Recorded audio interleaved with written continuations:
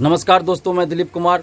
दोस्तों, बिहार ही नहीं देश का सबसे भ्रष्ट भर्ती आयोग अगर कोई है तो बीपीएसएससी है। ऐसा मैं इसलिए कह रहा हूं कि इसकी जो कार्यशैली है वो हमेशा विवादों में रहती है और धांधली चरमोत्कर्ष पर है। बिहार दरोगा की बहाली जो हमेशा से विवादों में रही है और हमेशा से इसमें धांधली होती रही है, चाहे वो पीटी हो, मुख्य परीक्षा हो या फिजिकल हो या फाइनल रिजल्ट हो। अभी जो बिहार दरोगा की बहाली चल रही है उसमें पीटी में तो पेपर लीक हुआ ही, ओएमआर सीट रंगा के रिजल्ट दिया ही गया। पीटी का हम लोगों ने पेपर लीक का सबूत तक दिया लेकिन कोई जांच नहीं कराया गया। मेंस में भी धांधली हुई, उस पर भी आपत्ति हुई लेकिन बीपीएसएससी ने कोई जवाब तक नहीं दिया या कोई जांच नहीं कराया। और आज से जो फिजिकल टेस्ट हो रहा है उसमें अचानक से टाइगर जंप पे रोक लगा दिया गया। जो परीक्षार्थी मुख्य परीक्षा पास किए थे उनमें से जो मेरिट से पास किए थे, मैं मेरिट वालों की बात हमेशा करता हूं, जो गरीब मेधावी छात्र हैं जो अपने मेरिट से परीक्षा पास किए हैं, मैं उनकी बात हमेशा करता हूं।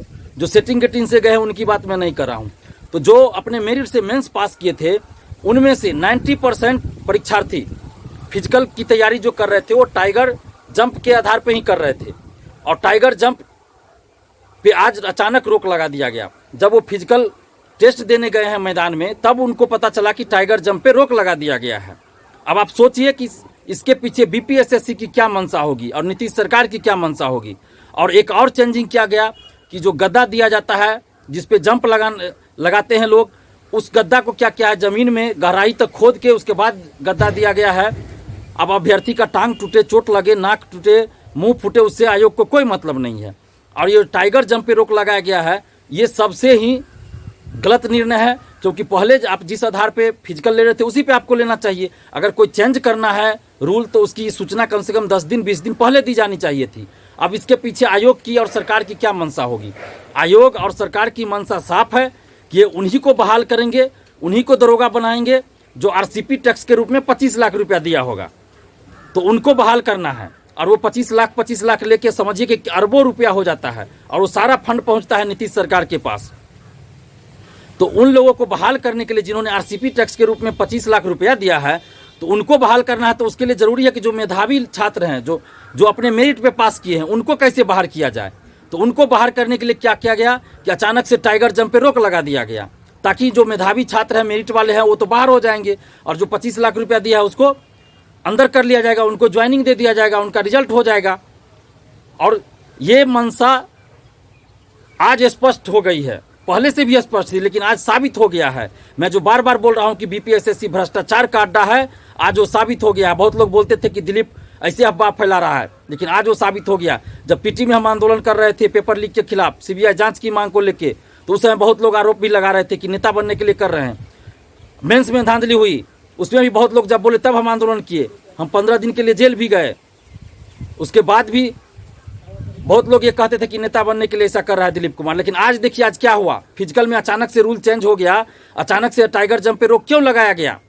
ऐसा कहीं होता है कि कोई अगर चेंजिंग लाना होता है तो पहले सूचना दी जाती है आयोग के द्वारा, चाहे वो मैट्रिक का एग्जाम हो, इंटर का एग्जाम हो या कोई भी एग्जाम हो। अगर आप चेंजिंग कर रहे हैं, पहले से जो प्रोसेस चला रहा है उसमें अगर आप चेंजिंग करते हैं तो उसके लिए है कि आप 10 दिन 20 दिन पहले उसकी सूचना दीजिए, नोटिफिकेशन दीजिए। लेकिन ऐसा कुछ नहीं किया गया है। ये जानबूझ के किया गया है, एक साजिश के तहत किया गया है ताकि मेरिट वाले को बाहर किया जा सके, जो 25 लाख दिया है उसको अंदर किया जा सके, उसका रिजल्ट दिया जा सके, उसको दरोगा बनाया जा सके।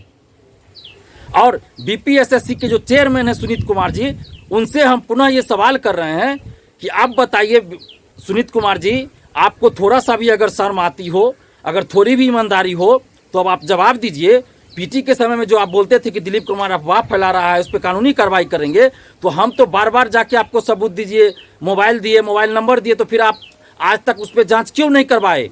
और सुनीत कुमार जी, आपको तो इतनी हिम्मत नहीं हुई कि आप हमसे आमने सामने फेस टू फेस बात भी कर सके। हम अभी भी आपको चैलेंज कर रहे हैं कि फेस टू फेस हमसे मीडिया के सामने बात कर लीजिए आप। और आज जो आप ये अचानक टाइगर जंप पे रोक लगा दी है, ये किस आधार पर लगाए हैं, इसकी सूचना क्या आपने दी थी? कभी नहीं दी थी। तो ये तो बेशर्मी की हद हो गई, तानाशाही की हद हो गई। और ये नीतीश सरकार और भर्ती आयोग ये बेशरम और तानाशाह हो गई है, चाहे वो नीतीश सरकार हो या भर्ती आयोग हो। और इसी तरह सिपाही भर्ती का भी देख लिए, 650 से ज़्यादा फर्जी परीक्षार्थी पकड़े गए, फिर भी उसकी कोई जांच नहीं हुई, कोई शिक्षा माफिया को नहीं पकड़ा गया। और हम जब बात कहते थे एग्जाम के समय पिछले साल 2020 में, तो हमको बोला जाता था कि अफवाह फैला रहा है, कानूनी कार्रवाई की जाएगी। आयोग, दोनों ही आयोग ने नोटिस जारी किया था। बीपीएसएससी ने तो मेरे नाम से जारी किया था और सिपाही भर्ती वाले ने मेरा नाम नहीं दिया था, लेकिन इशारा मेरे ही तरफ उनका था। तो आज जो सिपाही भर्ती का भी पेपर आउट हुआ उस पर कोई क्यों नहीं बोल रहा है, और नीतीश जी उसकी जांच क्यों नहीं करवा रहे? हम लोग सबूत देने के लिए तैयार है, चाहे वो सिपाही भर्ती का हो या बिहार दरोगा का हो। हम लोग पेपर लीक का सबूत देने के लिए तैयार है, मोबाइल देने के लिए तैयार है। आप जांच करवाइए, क्यों नहीं जांच करवा रहे हैं आप?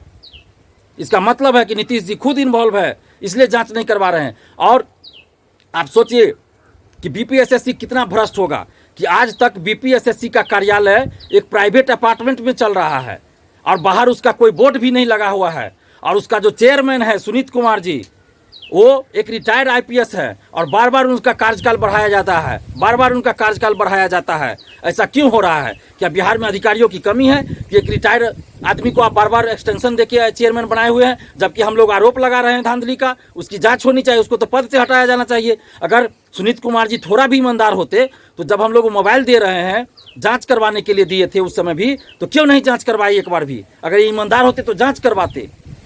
और नीतीश सरकार भी को भी जांच करवानी चाहिए, लेकिन क्यों नहीं जांच करवा रही नीतीश सरकार? और रामा किशोर सिंह जैसे शिक्षा माफियाओं पे कोई कार्रवाई क्यों नहीं हो रही है, जो बीपीएससी के इंटरव्यू में 25 लाख लेके डिप्टी कलेक्टर और डीएसपी बनाते थे, जिसपे एफआईआर दर्ज है सितंबर प्रथम सप्ताह 2019 में ही, 2019 के सितंबर प्रथम सप्ताह में ही एफआईआर दर्ज हुआ था। और विजिलेंस बार बार नीतीश सरकार से अनुमति मांग रही है, लेकिन नीतीश सरकार अनुमति नहीं दे रही है उस पर केस चलाने के लिए, उसे पूछताछ करने के लिए, उसे जेल भेजने की। तो क्यों नहीं नीतीश सरकार अनुमति दे रही है?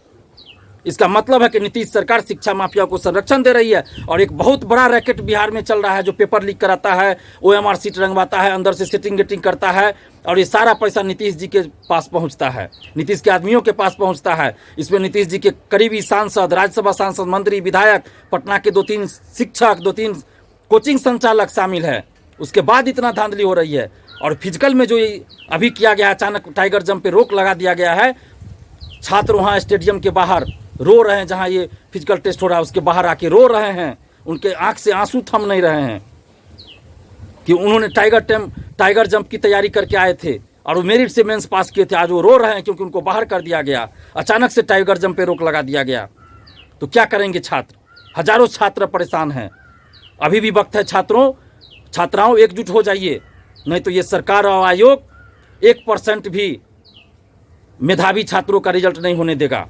ये सारा का सारा सीट पैसा बेच दिया जाएगा, पैसा पे सारा का सारा सीट बेच दिया जाएगा, पैसा के बल पे हो जाएगा। अभी तो कम से कम 96-95% पैसा पे नौकरी हो रहा है, 5% कम से कम है जो मेरिट से हो भी रहा है, लेकिन कुछ समय के बाद वो 5% भी नहीं होगा, 99% पैसे वाला का नौकरी हो जाएगा और मेरिट वाले ऐसे ही बाहर रह जाएंगे। पीटी होगा, मेंस नहीं होगा, मेंस होगा, फाइनल में छाट दिया जाएगा उनको। तो इसलिए अभी भी वक्त है, कम से कम एकजुट होइए और छात्र ही छात्र का दुश्मन मत बनिए। जैसा कि मुझे किया गया है, बहुत सारे फेसबुक ग्रुप में मुझे ब्लॉक कर दिया गया है, और बहुत सारे फेसबुक ग्रुप के एडमिन जो है वो खुद शिक्षा माफिया से जुड़े हुए हैं, और वो लोग आंसर वायरल करते हैं और आंसर बेच के पैसा कमाते हैं, और इसलिए मुझे बहुत सारे ग्रुप में ब्लॉक भी कर दिया गया है। और मेरा पोस्ट जाता भी है तो डिलीट कर दिया जाता है, और जो लोग मेरा पोस्ट शेयर भी करते हैं उस ग्रुप में तो उनको भी ब्लॉक कर दिया जाता है। हालांकि सभी ऐसा नहीं है, मैंने सभी के बारे में नहीं बोल रहा हूँ, लेकिन कुछ ग्रुप एडमिन ऐसा है, कुछ ग्रुप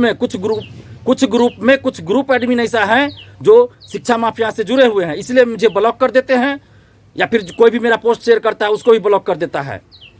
आखिर क्यों मुझे ब्लॉक कर दिया जाएगा किसी भी फेसबुक ग्रुप में, और मेरा पोस्ट को शेयर करता है उसको भी ब्लॉक कर दिया जाता है? तो प्लीज़ ऐसा मत कीजिए, और ऐसे लोगों की पहचान आप लोग भी कीजिए ताकि उसका नाम भी उजागर किया जा सके। जो भी शिक्षक है, जो भी ग्रुप एडमिन हो, या जो भी छात्र हो जो इस समय इन्वॉल्व होते हैं, छात्रों के साथ अन्याय हो रहा है, लाखों छात्रों के भविष्य से जुड़ा मामला है, और हम यूं ही चुप नहीं बैठेंगे। हम 15 दिन जेल में रह के आए हैं, इसका मतलब ये नहीं है कि हम डर गए हैं। 15 दिन जेल में रह के आए तो और ज़्यादा मजबूत हो गए हैं, और बिहार से शिक्षा माफियाओं को मिटा के रहेंगे।